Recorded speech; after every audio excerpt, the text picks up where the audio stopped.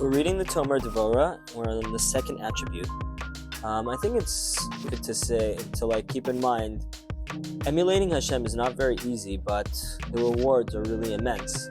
Rav Cordovero, he says that whoever reads the Tomer Devorah, they're saved from all sorts of sicknesses and illnesses, not just by reading it, but also to implement it in your life and to really live by it, which is hard, but the rewards are immense. Alright, we're going to start. Bearing the damage left by an offense. A person might forgive an insult or injury done against him. As discussed in the previous chapter, however, the damage still exists, waiting to be repaired. When the guilty party does not repair the harm, and the victim controls his anger and bears the damage until it is repaired, he awakens Hashem's attribute of mercy and expressed by he bears sin, bringing that element of mercy into the world. Practical example. Finally, in the wee hours of the night, silence descended upon the building's yard. The Jacobis packed up their loudspeaker, and the last of their guests wished a hearty mazel tov, and everybody went home. The Jacobis went upstairs to their apartment and fell into their beds, exhausted from the festivities.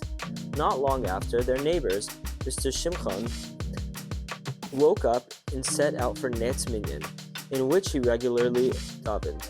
As he walked out of the building, he inhaled deeply, taking in the crisp early morning air.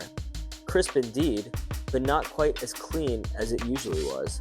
The smell of the leftovers from last night's party hit his nose. He looked around and saw the building's yard littered with the sad remains of a joyous Sheva Brachos. Flies buzzed around half-eaten barekas lying on the floor. Chicken bones littered the path. Colorful green napkins were strewn in puddles of orange soda. Empty bottles and plastic plates and cups were everywhere. Mr. Shimchon reconciled in disgust. A wave of anger overcame him, and he could already imagine the conversation he would have with Mr. Jacoby. Very nice that you're finally finished your party, but why didn't you clean up after yourselves? Who do you expect to do it for you? What kind of chutzpah is this? Using the building's yard, making noise until the middle of the night, then leaving such a mess behind. These thoughts continued to plague him, even after he reached Shul. He was so upset that he could hardly concentrate on davening. Suddenly, he reached the words in the siddur, I hereby accept upon myself the mitzvah, you shall love your neighbor as you love yourself.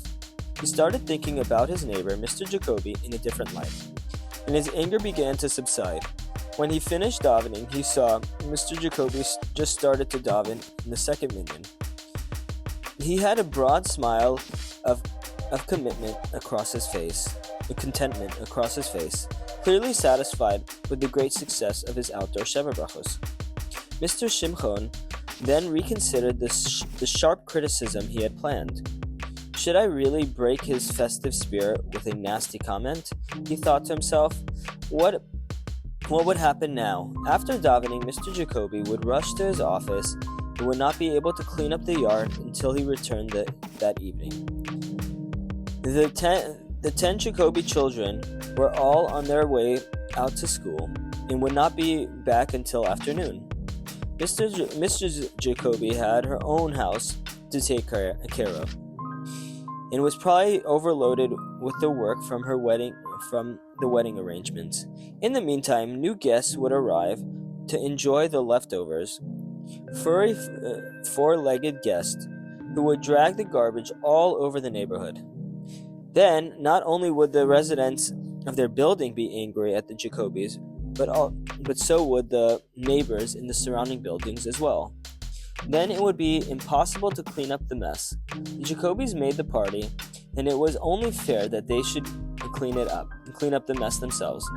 But by the time they got around to doing it, the damage would be much worse. What should he do? Mr. Shimchon decided to set aside his calculations of what was fair, and he asked his neighbor, Rabbi Sachs, not to mention anything to Mr. Jacoby for a few dollars, and then they hired some kids to clean up the yard and set everything back to the way it should be before. Before long, the yard was clean, and so were their hearts.